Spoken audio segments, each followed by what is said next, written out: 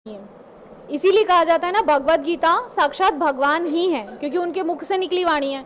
और भी सब कुछ भगवान का पैराफेरनीलिया में जो कुछ भी आता है, मतलब भगवान की मुरली भी भगवान खुद है। भगवान के वस्त्र भी भगवान से अलग नहीं है, वो भगवान स्वयं है।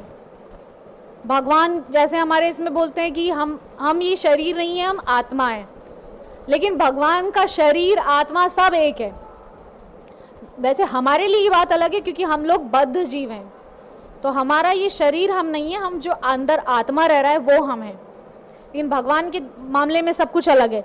भगवान की वाणी भी भगवान स्वयं है। और श्रीमद् भागवतम को तो कहा ही जाता है साक्षात क्या बोलते हैं, श्लोक मुझे याद नहीं आ रहा इस समय, प्रत्यक्षावर्तते हरि, कि साक्षात ये तो भगवान ही है।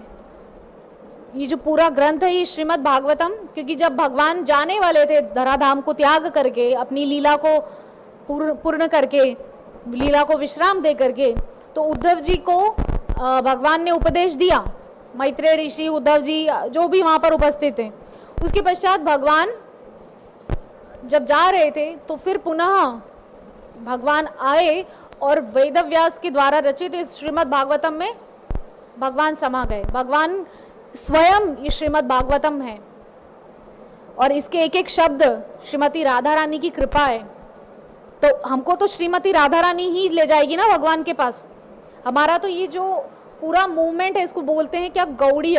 हमारा संप्रदाय गौड़ीय है। गौड़ीय मतलब हम लोग श्रीमती राधा रानी के अनुगत्य में हैं। श्रीमती राधा रानी के पीछे पीछे हम लोग चल रहे हैं, या मतलब डायरेक्टली राधा रानी के पीछे नहीं, पूरी गुरु परंपरा है तो श्रीमती राधा रानी से ये शुरू हो रहा है। और हम लोग रूपानुग भी हैं, क्योंकि हम लोग रूप गोस्वामी का अनुसरण करते हैं, रूप गोस्वामी के चरण चिन्हों पर चलते हैं।